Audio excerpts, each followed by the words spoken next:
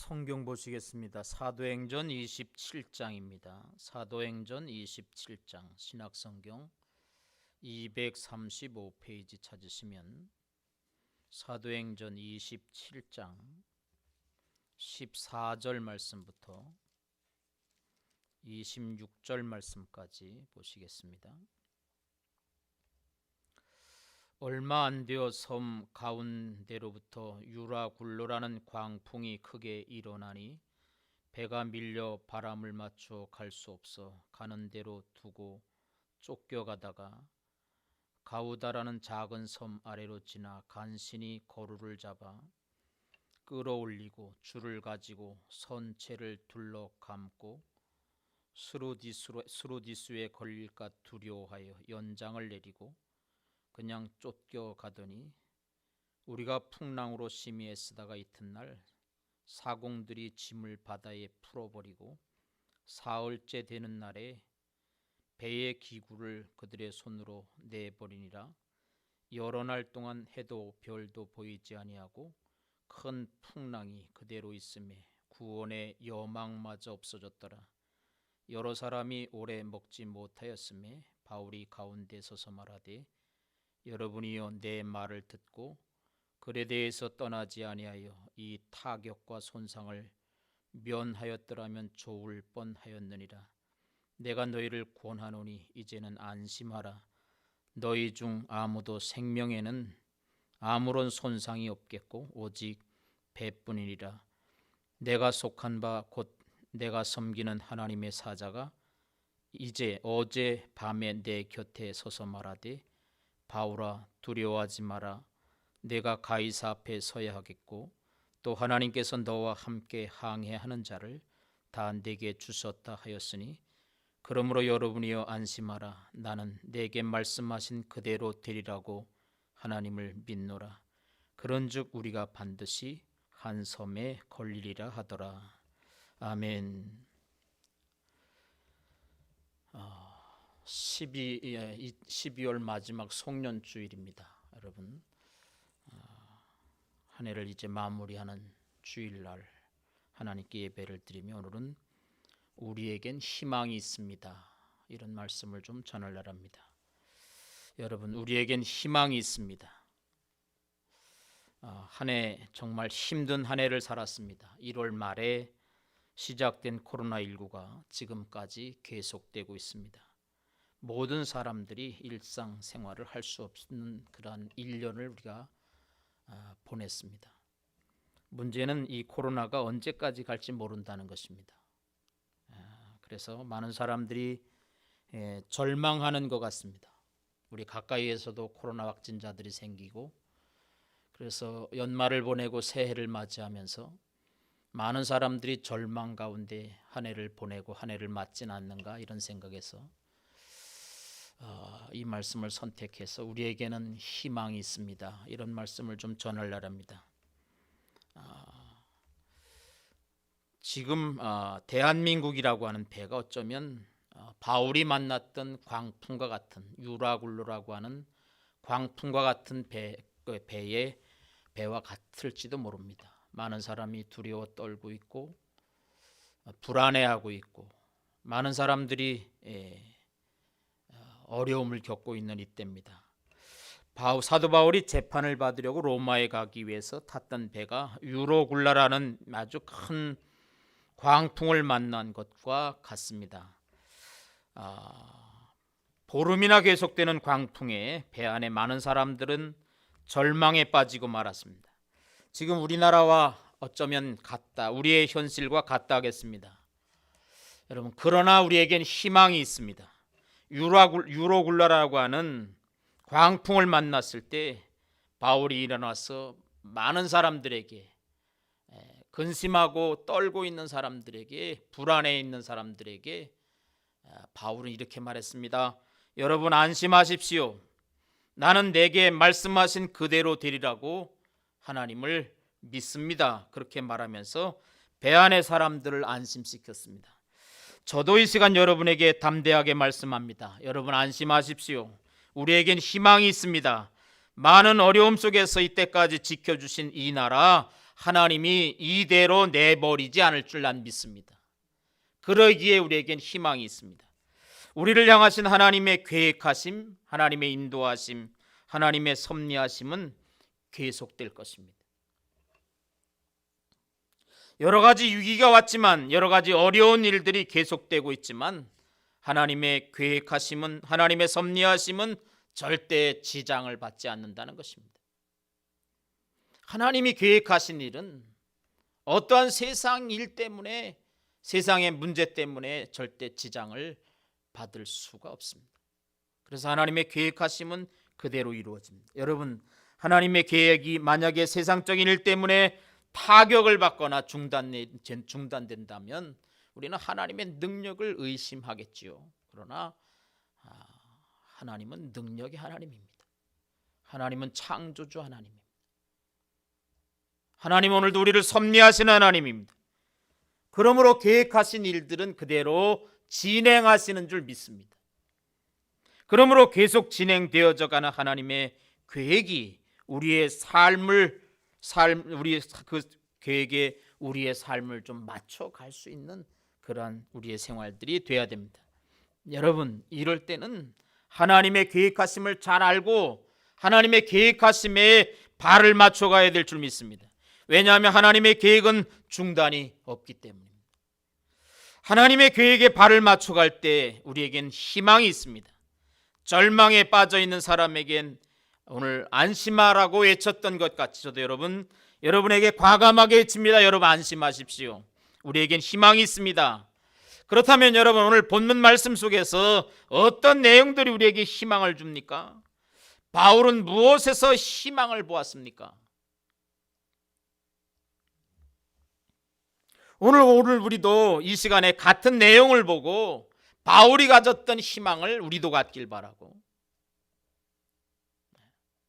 또 많은 사람들에게 희망을 줄 수 있는 그러한 말씀이 되어야 될 줄 믿습니다. 이 시간 우리가 같은 내용을 보고 희망을 볼 수 있는 말씀은 오늘 25절 말씀을 가서 보면 이렇게 말씀했습니다. 그러므로 여러분이요 안심하라.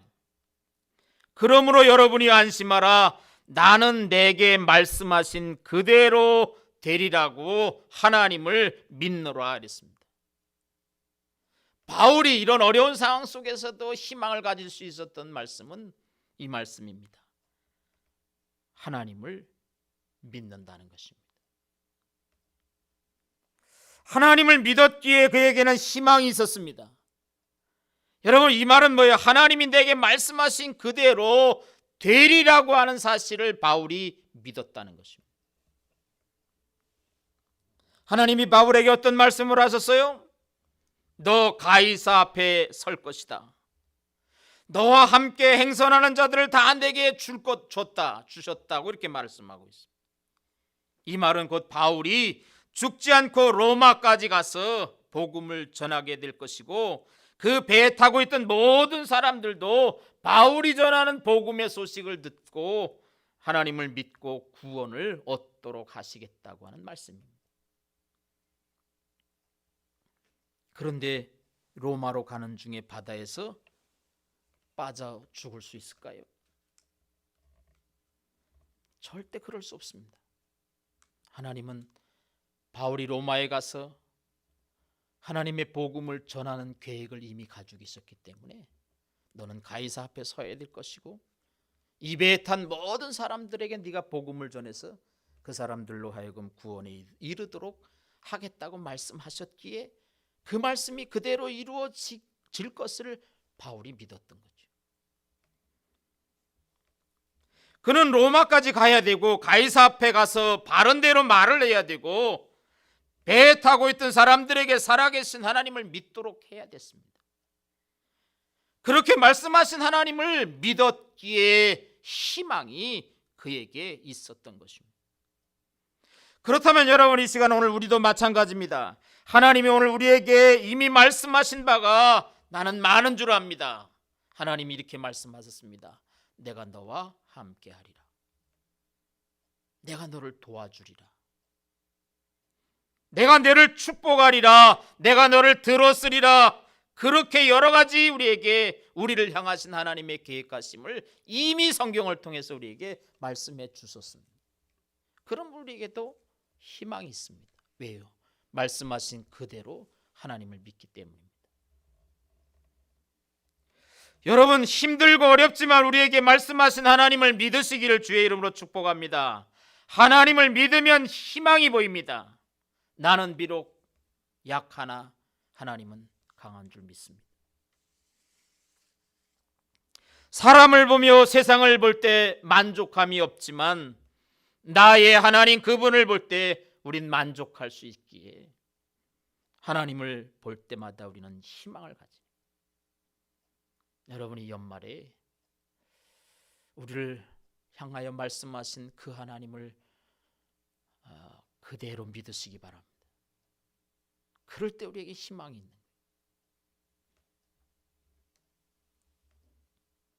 여러분, 힘들고 어렵더라도 하나님을 믿고 희망을 볼 수 있기를 바랍니다. 어렵지만 힘들지만 특별히 코로나19 때문에 어려움을 겪고 있지만 이럴 때일수록 하나님이 내게 뭐라 말씀하셨을까? 그 말씀을 기억하며 그렇게 말씀하신 하나님을 믿으십시오. 그러면 하나님은 우리에게 희망을 가지도록 할 수 있습니다. 또 희망을 가지고 새해를 시작할 수 있습니다.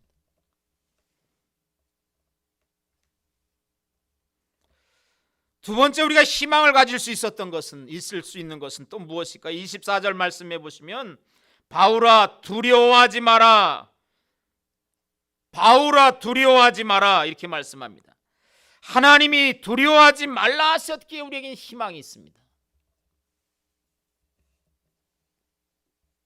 믿음의 사람들에게 가장 큰 적이 있다면 그것은 아마 두려움일 것입니다. 한 해를 보내고 한 해를 또 새해를 시작하는 이 연말에 여러분 두려움 없기를 바랍니다. 내년엔 또 어떻게 살아갈까? 내년에는 또 어떻게 한 해를 또 보낼까? 두려워하지 마시기 바랍니다. 왜요? 하나님이 분명 두려워하지 말라고 말씀하셨기 때문입니다. 2021년을 또 시작하면서 우리는 두려워하지 말아야 합니다. 하나님이 또 역사하시고 우리를 이끄실 테니까요.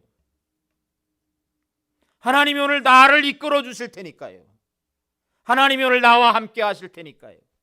하나님이 오늘 우리 가정과 함께 하실 테니까요.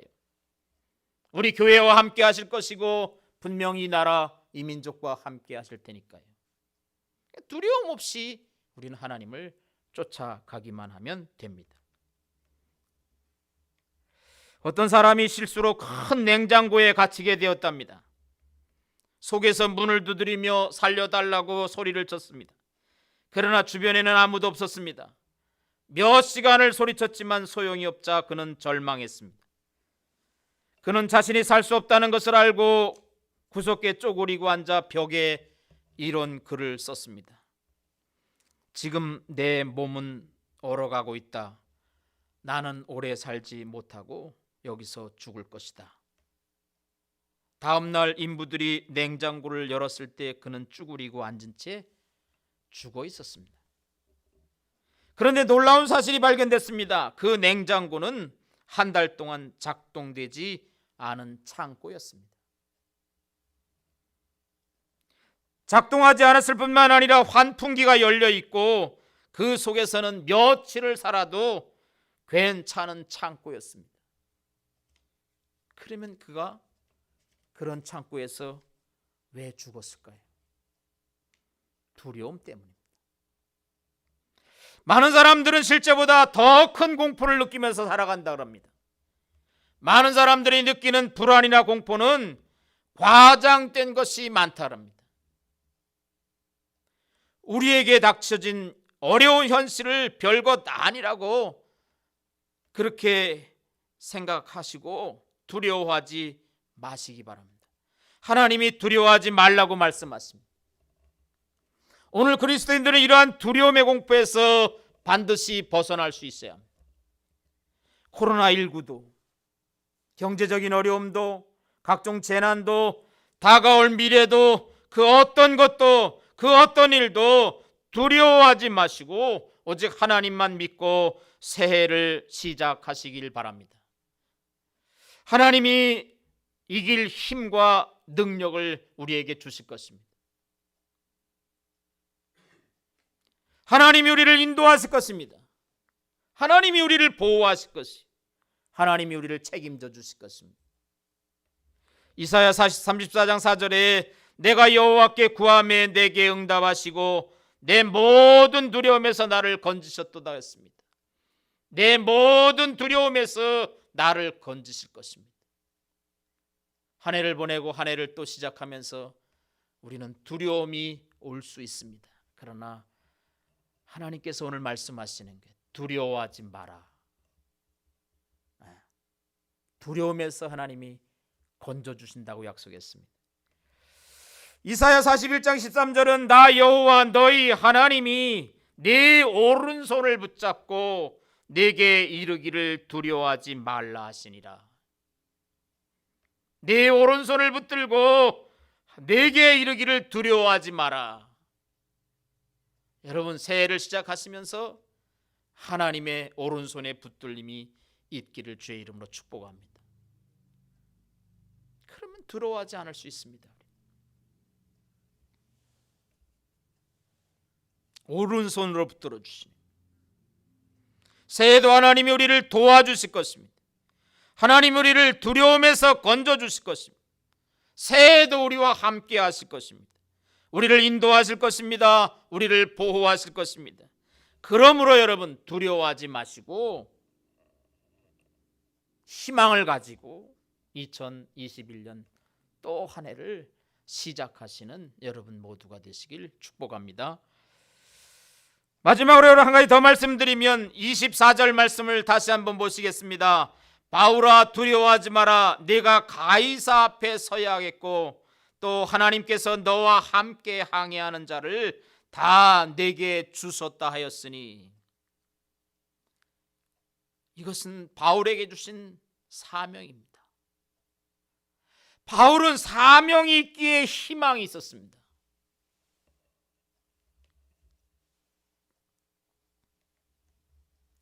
이 말은 여러분, 너는 죽지 않고 로마에 가서 복음을 전해야 한다는 사명입니다. 복음을 전하는 것, 이것은 바울에게 최대의 사명이었습니다. 여러분, 사명이 있는 자는 희망이 있는 것입니다. 오늘도 사명이 있는 자는 희망을 가지고 또 한 해를 시작하게 되어 있습니다. 사명이 있는 자는 죽을 수 없습니다. 그러므로 내년에도 여러분 건강하게 살아갈 수 있을 것입니다. 사명이 있는 자는 병이 들 수도 없습니다. 왜냐하면 하나님이 주신 사명을 잘 감당해야 되기 때문입니다. 나는 사명자다. 우리 가정은 하나님이 사명을 주신 가정이다. 우리 교회는 하나님의 사명이 분명히 있는 교회다. 우리 대한민국은 하나님으로부터 사명을 받은 나라다. 확신하셔야 됩니다. 오늘 나에게, 오늘 우리 가정에, 우리 교회에, 나라에 주신 사명은 무엇입니까? 그것은 마지막 때에 땅끝까지 복음을 전폐해서 하나님의 나라를 확장해 가는 것인 줄 믿습니다. 그것이 우리에게 주신 하나님의 사명입니다. 여러분, 우리는 주신 사명이 있기에 주저앉을 수 없습니다. 시대가 어렵다고 해서 낙심할 수 없습니다. 우리 하나님께서 우리에게 주신 사명이 있기에 희망이 있습니다. 확신하고 또 새로운 한 해를 시작하실 수 있기를 바랍니다. 이런 말이 있습니다. 사명자는 지능 지수보다 정렬 지수가 높다. 사명자는 IQ, 지능 지수보다 정렬 지수가 더 높다는 것입니다. 정렬 없이 인생의 대업을 완수할 수 없듯이 정렬 없이 하나님이 주신 사명은 감당하기 어렵습니다. 여러분, 정렬을 가지고, 불타는 정렬을 가지고 다시 또 한 해를 시작하실 수 있기를 바랍니다. 희망을 가슴에 품고 한 해를 시작하셔서 하나님이 우리에게 주신 사명을 잘 감당하고 완수하실 수 있기를 바랍니다. 우리는 오늘 새해 또 한 해를 보내며 새해를 맞이하면서 사명 감당을 위해서 우리가 가지고 있는 모든 에너지를 한번 좀 총 불태울 수 있어야 합니다. 내가 가지고 있는 건강, 내가 가지고 있는 재물, 내가 가지고 있는 기술, 내가 가지고 있는 시간, 몸, 열정, 이런 것들을 하나님이 주신 사명을 위해서 활용하고 사용할 수 있어야 됩니다. 열정이 없으면 사명도 감당하지 못할 뿐만 아니라 내게 주신 것마저도 빼앗기고 말 것입니다. 여러분, 달란트의 비유를 잘 아실 것입니다. 열정 없이 달란트를 받았던 한 달란트 받은 자는 있는 달란트마저도 빼앗겼습니다. 그러나 열정이 있었던 2달란트, 5달란트 받은 자는 더 많은 사명을 하나님께 부여받았던 것을 우리는 알 수 있습니다. 열정 없이 한 해를 시작하지 마시고 나는 사명자라고 하는 분명한 확신을 가지고 열정 가지고 한 해를 시작하시길 바랍니다. 여러분, 우리에게 하나님이 주신 사명이 있기에 우리는 분명 희망이 있습니다. 절망하지 마시고 시대가 어렵고 힘들고 여러 가지로 속상한 일이 많더라도 우리에겐 참 다행스러운 것이 한 해를 보내고 또 새해를 맞는 그런 것들이 있기에 참 아주 감사합니다. 그러므로 여러분 한 해를 보내시고 새해를 맞을 때는 이번 주 중에 새해를 맞습니다. 여러분, 나에겐 희망이 있다. 어려운 광풍이 불어닥친 바울에게도 희망이 있었던 것처럼 이 시대가 어렵지만 우리에게도 희망이 있다. 그 희망을 가슴에 품고 한 해 2020년을 보내고 2021년 새해를 맞는 모든 믿음의 성도들이 다 되시기를 예수님의 이름으로 축복합니다.